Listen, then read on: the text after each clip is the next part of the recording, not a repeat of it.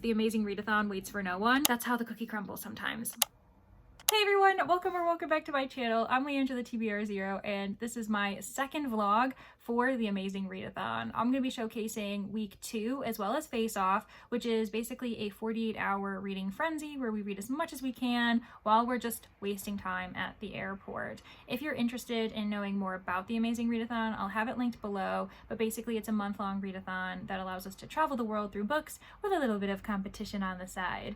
I also will have my first week's vlog linked below too, so you could see how it went as we traveled to Toronto, Buenos Aires, and Berlin. Before we get too far into this intro though, I do want to let you know that you will not be seeing my hair grow and shorten throughout the week. That's not going to happen. You're crazy if you think that's what's happened. Anywho, so the way this is going to work is that I'm going to basically showcase every single leg and just keep you updated on how things go, mainly because Face Off is going to take a lot of my time and energy, and I don't want this vlog to be too long because we don't have time.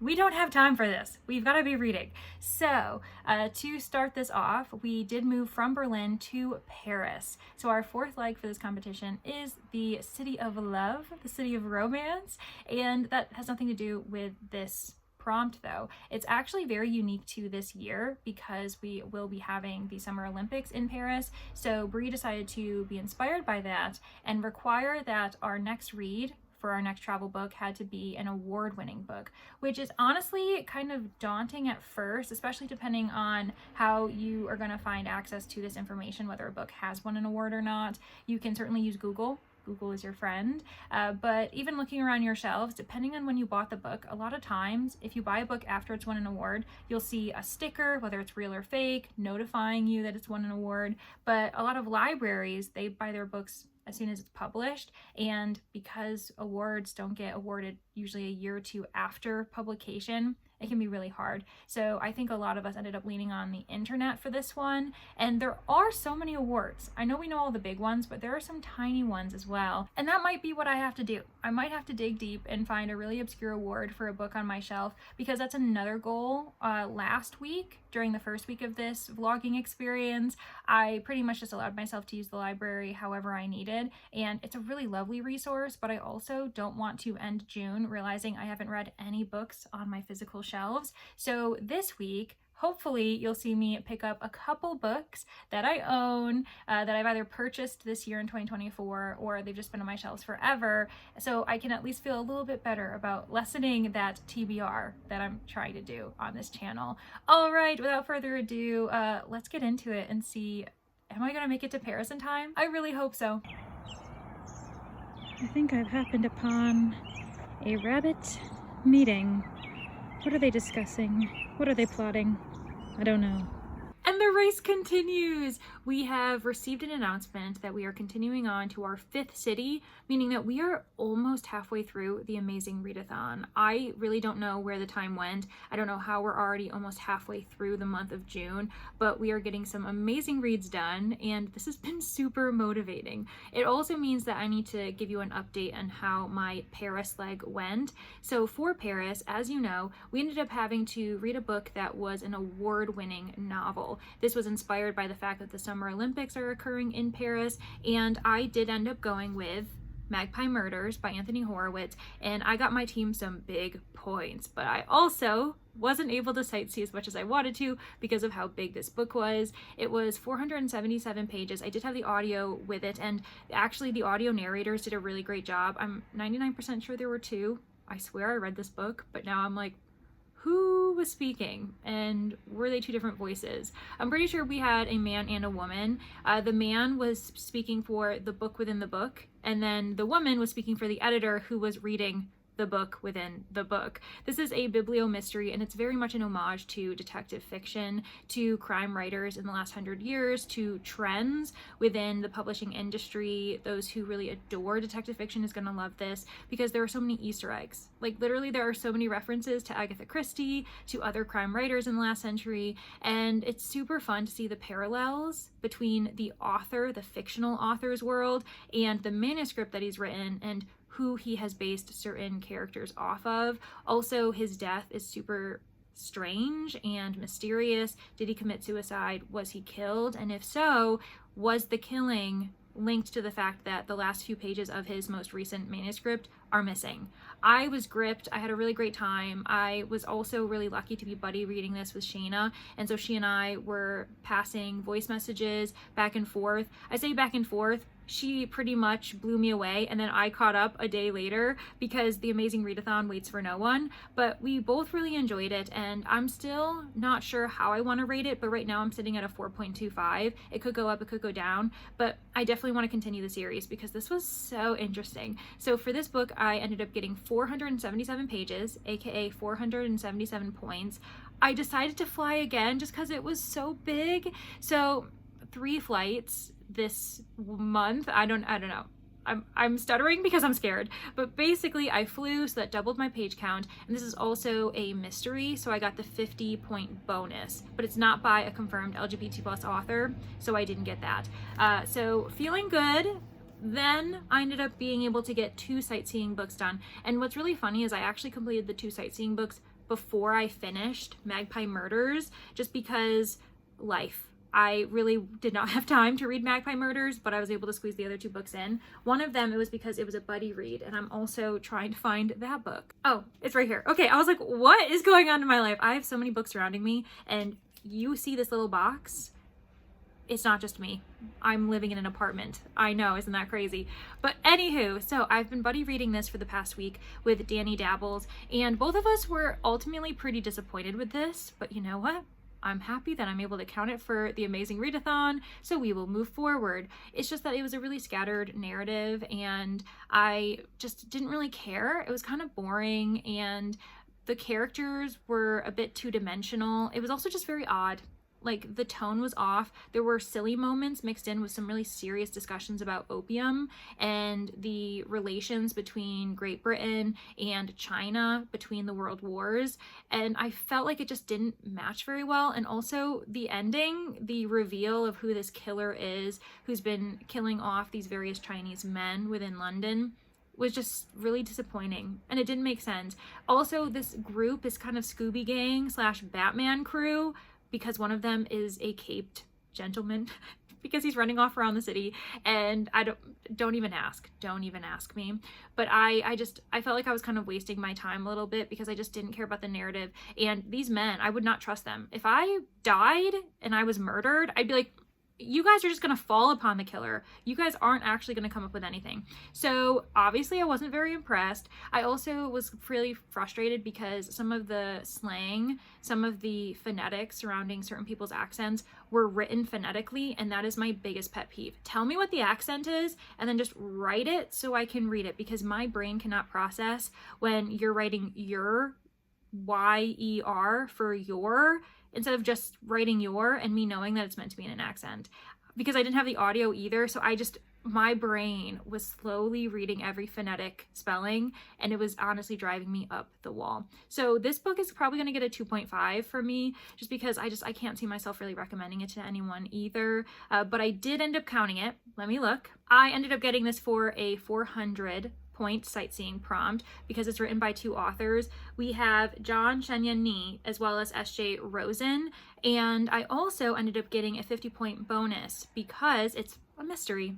And I was able to get 1 more sightseeing prompt in for my team, and fortunately it was a 500-point one. I know I'm kind of getting through those pretty quickly, so I might have to pace myself to make sure that I have some in the final few legs, because it would be really sad if I ran out of those and I suddenly had to read like a bunch of 100-point ones. But I ended up reading Black Sad, A Silent Hell. This is a sequel to the Black Sad series. It's a graphic novel. It's also a translation. I believe the author is originally Spanish, and it was translated in English. It's inspired by hard-boiled detective fiction. It's also anthropomorphic, which is pretty fun, but I read that while I was just like kind of hanging out during a slow shift at the library, and I was like, well, it's here, so I'm gonna get this done. I got the 500-point prompt for a name in the title because the detective is Blacksad, that's his last name. And then I also ended up getting 50 bonus points because it is hard-boiled detective fiction, aka a mystery. Now that we've got that out of the way, I can finally reveal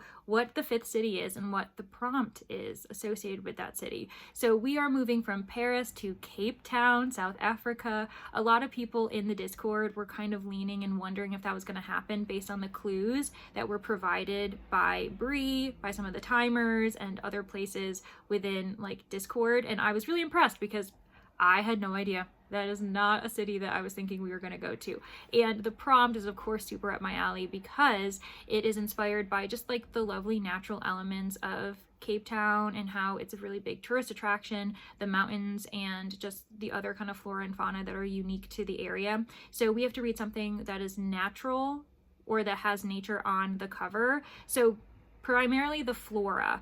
An animal doesn't count, a human doesn't count, nothing man-made. Those items can be on the cover, but there must be something like a plant, a rock formation, a flower for this to count for this prompt. And I have had a time, it has been so hard. This prompt dropped yesterday and I gave my Patreon the choice to vote for a book, and I'm so sorry, guests at the manor. I really do appreciate you. I gave you 3 options and then you ended up choosing a mountain setting. It was between that, an island setting, and a New England setting. And the mountain setting won, A Very Woodsy Murder. This is by Ellen Byron and it's actually an arc. It doesn't come out until August. And I am excited to read it, but I just, as soon as I started reading it with my eyes, I was like, I can't do this before Face Off. I cannot be physically reading a novel before Face Off, especially if I kind of am hoping to, if not read the entire thing before Face Off starts, I at least want to read most of it. And so I was like, I need at least something that has the audio paired with it. So I then ended up kind of very much veering off and I had the Libby audio for Camp Murder Phase. This is by 2 authors that I cannot remember, but it is by 2 authors and it's a middle grade horror. It looked super fun, but I got maybe 17% in and I was like, I'm not feeling this either. So that one I'm counting as a DNF. This one I'm not because I only got like a page in and I was like, I'm just not in the right headspace for it. It does look super fun and cozy and I'm actually kind of in the mood for that, but just not in the format that I'm given it. Anyway, I ended up deciding to officially go with Chasing the Boogeyman by Richard Chismar. This was actually a recent purchase. I bought it in May in anticipation of the amazing readathon. It has trees on the cover. I have the audio as well. So I'm really excited and I'm sticking to the goal of reading books that are on my shelves rather than just kind of resorting to library books, which is not a bad idea, but I've just already done that. And I really do want to be able to say I've read a few books that I own or that I've purchased in the last 6 months. So this is the book I'm going with and I am enjoying it so far. I'm intrigued. I really like the 1980s setting, the inspiration of true crime. So I think that we're doing really well, but I'm going to end it here because I'm currently watching Aoife's sprints from Pretty Purple Polka Dots and she's about to come back on and I want to support her and hear what she, Brittany, and Margaret have to say and how they're doing on this leg. So yeah, happy reading everyone and I'll see you at some point during Face Off. By the way, this is just washed hair and it's not fully dry. I promise I'm not a greaseball. Last time in one of these vlogs, I mentioned that I probably smelled. And so I'm like, I need to stop this trend right now because you're all going to start thinking that I'm just like a nasty person. So I promise I just washed my hair. It's still drying. Yeah, that's all I had to say. Okay, see you in the next update. Face Off has officially begun for Team Spooky and I don't really have time to give you an update because I should be reading. But what I'm thinking is I will do a montage. Every time I finish a book, I'll just show you the book, let you know what it is, and also keep like a number counter somewhere so we know how many books I'm reading throughout the weekend. And I have just finished my first book, The Tea Dragon Society by Kay O'Neill. Book 2 for Face Off, The Tea Dragon Festival by Kay O'Neill. It was so cute!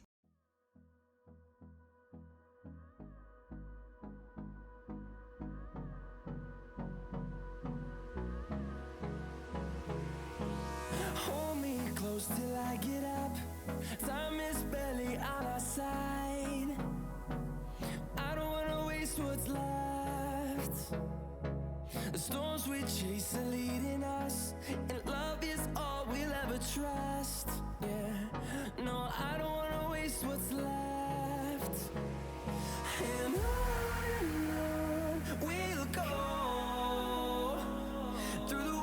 wastelands, through the highways, till my shadow turns to sun rays. And on we'll go through the wastelands, through the Book 3 of Face Off completed. Artificial Condition by Martha Wells. 4th submission, Cat on the Hero's Lap, Volume 1.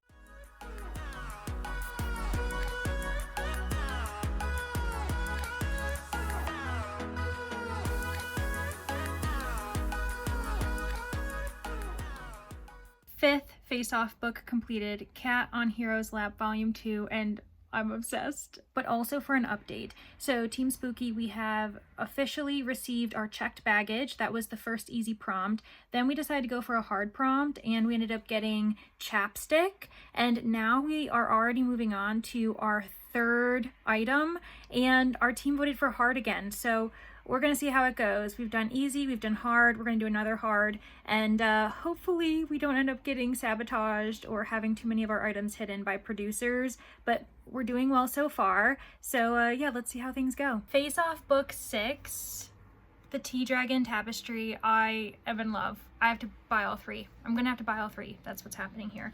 Also, 1 second. Oh, I don't have it. It's an audio. The 7th book that I read for Face Off is The Empress of Salt and Fortune by Nevo. Book 8, Romantic Killer Volume 1. 9th Face Off book is Romantic Killer Volume 2, and my 10th Face Off book is Cat Massage Therapy Volume 2. I also can't remember where we're at, but we've received the checked luggage, that's easy, chapstick, that's hard, ID card, that's hard, and actually after getting the chapstick, we were able to decide to sabotage another team, so we added 15 books to their necessary total. I am so sorry, Team Romance. And then after we got the hard ID card, we ended up deciding to go easy, you know, pace ourselves, give ourselves like a very quick win. So we got the airplane snacks for easy, and now it looks like for our next item, everyone's voting hard. We'll see how it goes.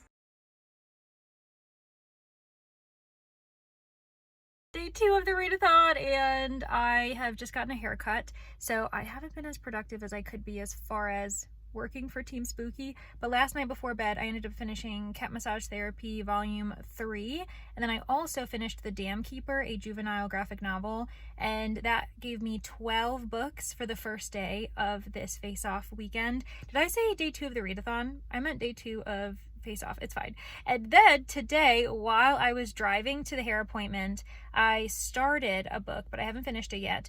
But while I was waiting for my hair to dry, I ended up just hanging out at the hair salon for a bit of time while my stylist was doing other things, and I ended up finishing Cat Plus Gamer Volume 4 for my 13th book. And there's also other updates to get through. We ended up getting our next hard item, and I can't remember what it is, and this was at like 6 a.m. my time, so I was asleep, and the team ended up voting for a medium item, so that's what we're going for now. Yeah, I need to get reading.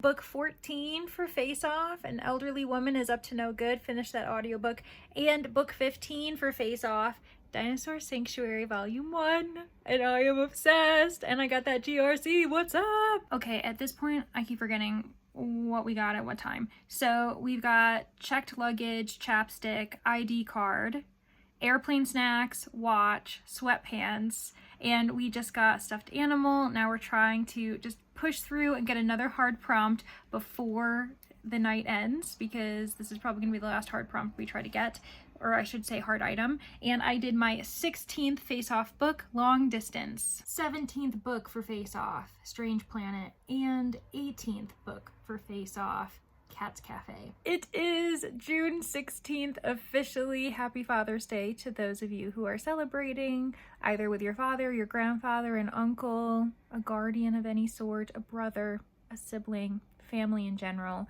I have officially read 23 books, and Face Off is over because about a half an hour ago we hit 12 p.m. Eastern Standard Time, but I still want to update you. So last night I ended up finishing my 19th Face Off book, which was A Cat from Our World and The Forgotten Witch Volume 1. And then I continued this morning and I logged 4 more books.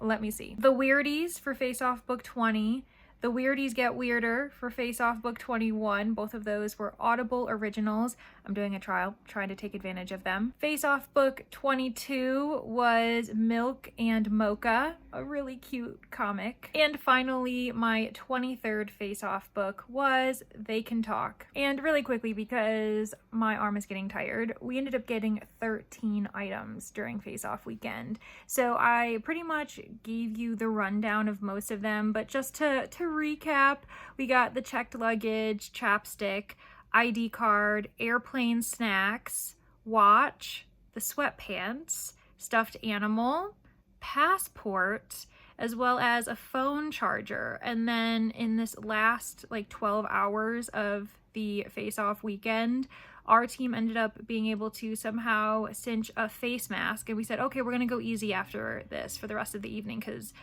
we were like, we probably won't get too many items. But overnight, the overnight crew decided to vote for hard, so they went for hard. We got the car keys at 9:42 a.m. and then we're like, okay, we really don't have time. Let's do one more easy and then we're done. So we did an easy and we got sweatshirt, and I was like, okay, everyone, let's actually focus on sightseeing, get your travel books in, because we don't know when the 6th leg is going to drop.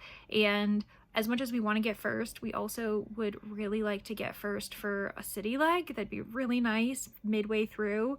But alas, a lot of people still want to do Face Off, which was totally fine. I decided not to, because I was like, I'm going to give myself an hour, because we really only had an hour left after getting our 12th item, that I was like, I need to do this so then I can get back to travel books and sightseeing, because I don't want to burn out. But Team Spooky kept going, and they ended up somehow cinching the water bottle, which I'm gonna admit, I didn't believe in them. I didn't believe in my stabby ghosts, but they got the 13th item, which was another easy one for water bottle. So that means we ended up getting 5 hard, 5 easy, and 3 medium, I'm pretty sure. So we'll see if it pays off. Either way, we're gonna get GRC, because even the last place gets 100 GRC. It just depends on how much we get. So stay tuned. Okay, an hour later, and I have not changed my spot. I have not changed my clothes. I'm still in my pajamas, and the results are in. We ended up getting a total of 52 points because we got 13 items, and our team, Team Spooky, ended up getting first, but we tied with Fantasy, meaning that both of our teams get an additional 500 GRC to use for flying, for travel of any sort in the next 2 weeks of this readathon, and I cannot be more proud, especially because Team Spooky has been really fighting this weekend. We have been trying so hard, supporting each other, so that was really great to see. And yeah, congratulations. It was really interesting to see how all the other points ended up kind of finding themselves across the teams, and it was really close. After us, I believe it went Sci Fi, then we had Gen Fic, and then in last place was Team Romance, and all of us, I believe, ended up getting 10 plus items, which was also really impressive. So good job to everyone who participated. I think we ended up logging almost 8,000 books this weekend alone, just for Face Off. That is crazy. All right, well, I still need to get to Cape Town, so that's going to be my focus for the rest of the afternoon. Wish me luck. I have officially survived the second week of Amazing Readathon, as well as the Face Off. It is Monday, the beginning of the 3rd week, meaning that it's finally time for me to also wrap up this vlog. But the question is, did I make it to Cape Town? Well, I did, but not in time for my points to actually help us in our individual legs competition. And that's okay. You know what? We all fall behind, but I am in Cape Town now. So what ended up happening is we got a lot of information yesterday on Sunday. We found out who won Face Off while everyone was tired and their brains were just melting out of their ears. And I'm still really proud of Team Spooky for tying for first, for getting that GRC, but it doesn't necessarily help us as far as points in the overall competition. We didn't gain anything as far as, moving up in the competition. There's been some discussions about where people are, like who's in first, who's in last, and everything in between. And the Face Off weekend, as helpful as it is to get this 500 GRC, like we actually didn't get any points towards getting further and winning the overall competition. So we're still gonna have to fight and see if we can make it and just like do the best that we can. But after that announcement, we had a few hours of reprieve. We found out who ended up getting the U-turn, and it was Team Sci Fi, and I feel so badly for them, especially because with this next prompt, the 6th leg, it can be really difficult depending on the type of reader you are. I know that I would probably have difficulty with it. So yeah, I'm so sorry, Team Sci-Fi, that really sucks. And I am here with you in spirits, but I'm also very happy that Team Spooky didn't get this because yeah, that would have been really stressful with everything else going on.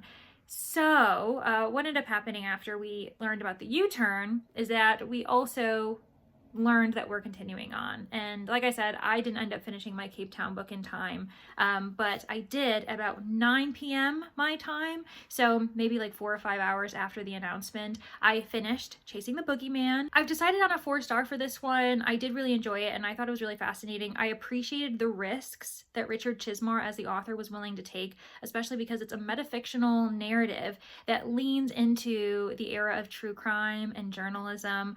I had to pause a lot of times and wonder, wait, this isn't true, right? This isn't actually a story that's happened in the 80s in this small, real Maryland town. I had to Google a couple times just to make myself feel comfortable in knowing that this is fictional because Richard Chizmar put so much of himself, so much of his real self, his